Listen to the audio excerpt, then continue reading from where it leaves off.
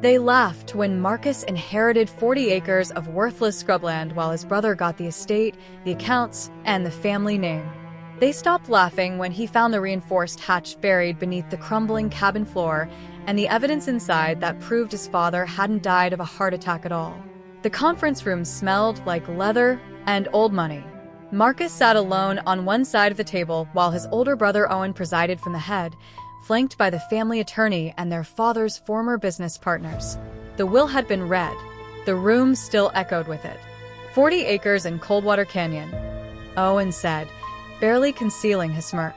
Remote, landlocked, no water rights, no mineral value. Father's failed passion project from the 70s. He straightened his cufflinks. I'm sure you'll find it character building. Marcus's throat tightened. What about the business? Dad always said. Dad said a lot of things before he died. Owen's voice turned to ice. The company stays with someone who understands it. You get land. Be grateful. One of the partners, a silver-haired man named Kieran, leaned forward. The estate covers your father's remaining debts. The property transfers to you free and clear. It's more than fair. Fair. Marcus looked at the paper in front of him. His father had built a logistics empire worth $30 million. Owen inherited all of it. Marcus got dirt no one wanted and a cabin that was probably rotting off its foundation. Sign or contest, Owen said. But if you contest, I'll bury you in legal fees until you're bankrupt. Your choice. Marcus signed. He left the building with one duffel bag, a 10-year-old truck, and $800 in his checking account. His apartment had been in a building owned by the family. Owen had already sent the eviction notice. The drive to Coldwater Canyon took 5 hours, winding through flat interstate and then up into forested hills that grew darker and denser the further he went. His father had never talked about owning land out here.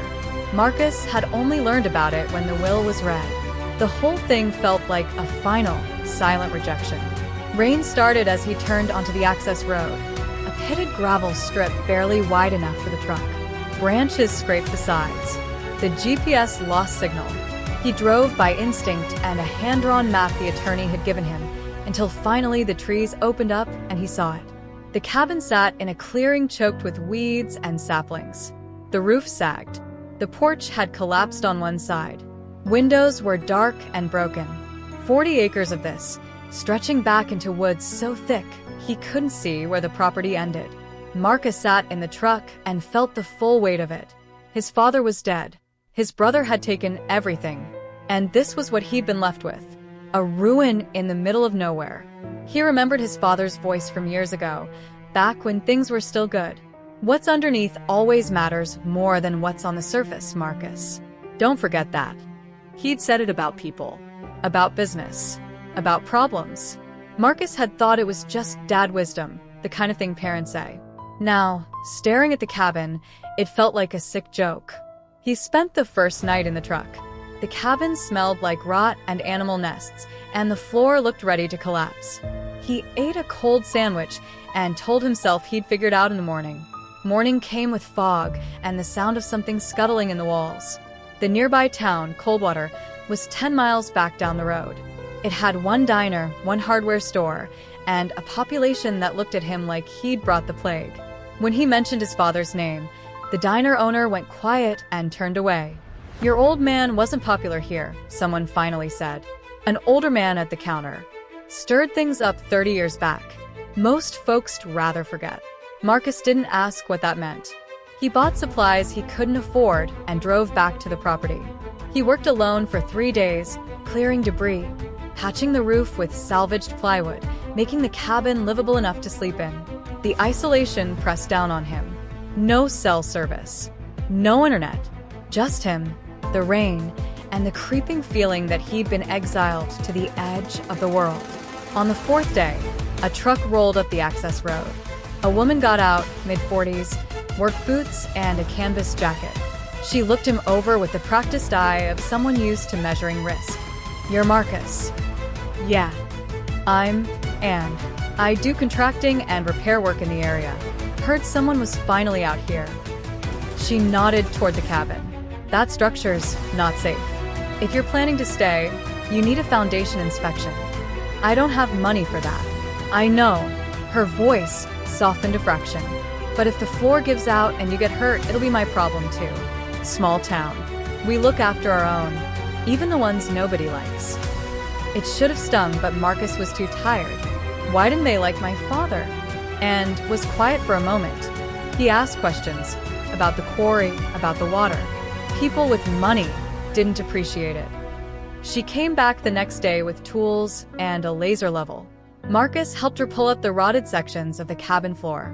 Underneath, the foundation was poured concrete, older and stronger than the cabin itself.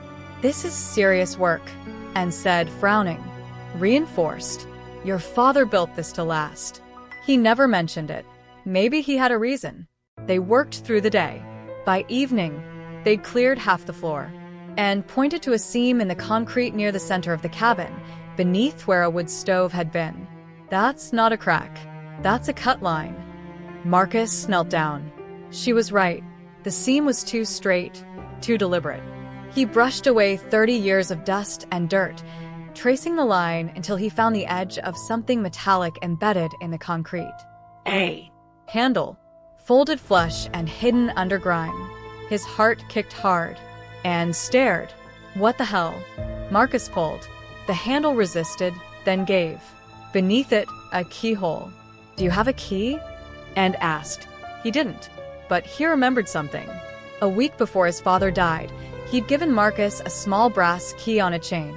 Hold on to this, he'd said, just in case.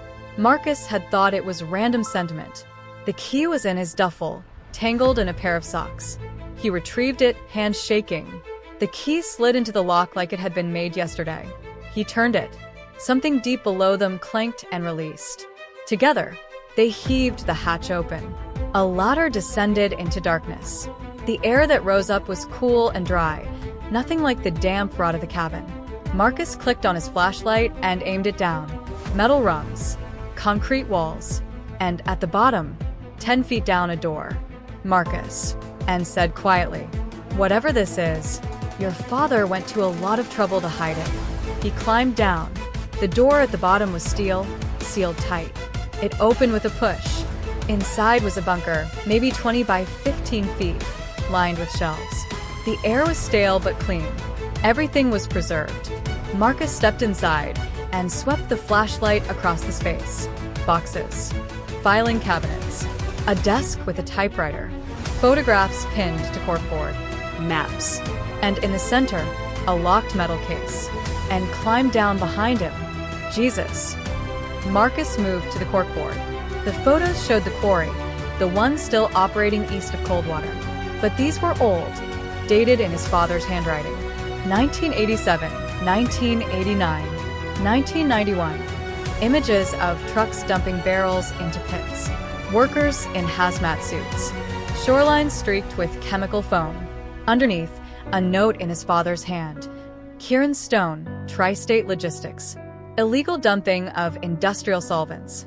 Paid off inspectors. Contaminated water table. Kieran. The silver-haired man from the will reading. His father's business partner. Marcus's pulse hammered in his ears. He opened the filing cabinets. Inside were ledgers, meticulously kept. Dates. Shipments. Payments. His father had tracked everything. There were contracts signed by Kieran, by county officials, by the quarry operator. There were water test results showing contamination. There were hospital records from Coldwater showing spikes in illness. His father hadn't just stumbled onto this. He'd been investigating it. And then he died of a sudden heart attack. And stood beside him, reading over his shoulder. If this got out, it would destroy them, Marcus finished. Kieran. The company. Maybe Owen, too. He opened the metal case. Inside were cassette tapes, labeled by date. He found a portable recorder on the desk, battery-powered, and loaded the most recent tape.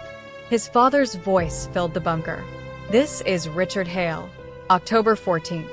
If you're hearing this, I'm either dead or they've silenced me. Kieran knows I have the evidence. He's threatened me twice. Owen's involved now, too. My own son. He's helping them cover it up in exchange for control of the company. I've hidden everything here, on the land nobody wants, because it's the one place they'd never look. Marcus, if you're listening, what's underneath always matters more. Finish what I started. The tape ended. Marcus sat in the silence, the weight of it crushing him. His father had been murdered. Owen had helped. And the worthless land had been a vault, insurance policy, a last stand. Anne's voice was tight. You need to go to the authorities. With what? 30-year-old evidence and a dead man's voice. Then a journalist, a lawyer, someone who can. Footsteps sounded above them. Marcus's blood went cold. They hadn't heard a vehicle. A voice called down through the hatch. Familiar. Smooth. Marcus, I know you're down there. Owen. And grabbed Marcus's arm, eyes wide. Come up, Owen continued. We need to talk. Marcus looked at and then at the files surrounding them. He thought fast. Take the recorder, he whispered. And the tape. There's a back window in the cabin. Go. I'm not leaving you. Go. Get to town. Find help. I'll stall him. She hesitated, then grabbed the recorder and tape, shoving them into her jacket. Marcus moved to the ladder and climbed. Owen stood in the middle of the cabin, tailored coat and polished shoes incongruous against the ruin. He wasn't alone. Kieran was with him, and a third man Marcus didn't recognize, large and silent. Owen's expression was calm, almost pitying. You couldn't just take the land and disappear. You killed him, Marcus said. Kieran handled it. I just made sure the will was airtight. Owen's voice was so casual it made Marcus sick. Dad was going to blow up everything. The company, the contracts, decades of relationships. For what? A town nobody cares about. Kieran stepped forward. The land was supposed to stay forgotten. We made sure it was worthless, landlocked, buried in debt. But you came out here, and now you've found his little insurance policy. You're not walking away from this, Marcus said. Owen smiled. You think we came here unarmed? You think anyone will believe you? He gestured to the man beside him. The cabin burns. You with it. Tragic accident. Faulty wiring in an old structure. The large man moved toward Marcus. But Anne had bought him time.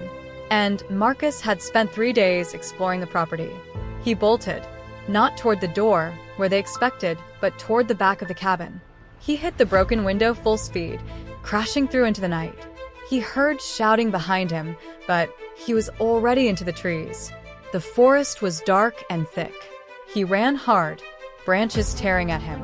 He knew the property better than they did. He made for the eastern boundary, where he'd found an old logging trail days earlier. Behind him, flashlights swept the trees. He reached the trail and kept running. His lungs burned. Raced. His mind. And would be in town by now. But would anyone believe her? He had to survive long enough to find out. He doubled back, using the terrain. The rain started again, covering his noise. He circled wide and came up on the cabin from the south. Flames were already rising. They'd torched it. Marcus watched from the trees as Owen and Kieran stood by their vehicle, waiting. The large man was still searching the woods, but the hatch was steel. The bunker was concrete. The fire wouldn't reach the evidence, unless they knew about it. They didn't. Owen was pacing, agitated. If he'd known about the bunker, he'd be protecting it, not burning the cabin above it. Marcus waited. An hour passed. Then 2. Sirens echoed up the canyon, distant but getting closer. Owen's head snapped up. He said something sharp to Kieran. They got into the vehicle and drove fast down the access road. Marcus stumbled out of the trees as the fire truck arrived, followed by a sheriff's vehicle, and jumped out of the truck. Marcus. She'd brought the fire department, the sheriff, and something else. A woman in a federal jacket stepped out of a sedan. Mr. Hale? I'm Agent Carla Ortiz, EPA. Your friend brought me recordings and documents alleging illegal dumping and conspiracy to commit murder. I need you to show me everything. The bunker survived the fire. The evidence was intact. By dawn, Marcus had given his full statement. The tapes were logged. The files were photographed.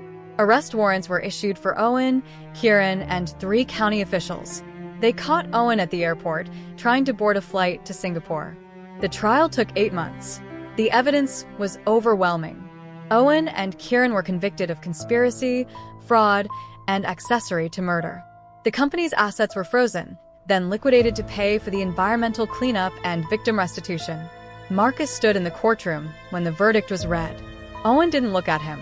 Afterward, Marcus returned to the property. The cabin was gone, but the bunker remained, and helped him design a new structure, something clean and strong, built on his father's foundation. The land, it turned out, wasn't worthless at all. Once the contamination lawsuit settled, the county rezoned the area. The 40 acres became valuable, but Marcus didn't sell. He built a small research center on the site, dedicated to environmental monitoring and transparency. His father's name went on the door, and became the site manager. And on the wall of the main office, Marcus hung a frame with a single line, written in his father's handwriting. What's underneath always matters more. He finally understood. If this story kept you hooked, hit that like button and subscribe for more Justice Served stories. Share it with someone who loves a good comeback. And drop a comment. What would you have done in Marcus's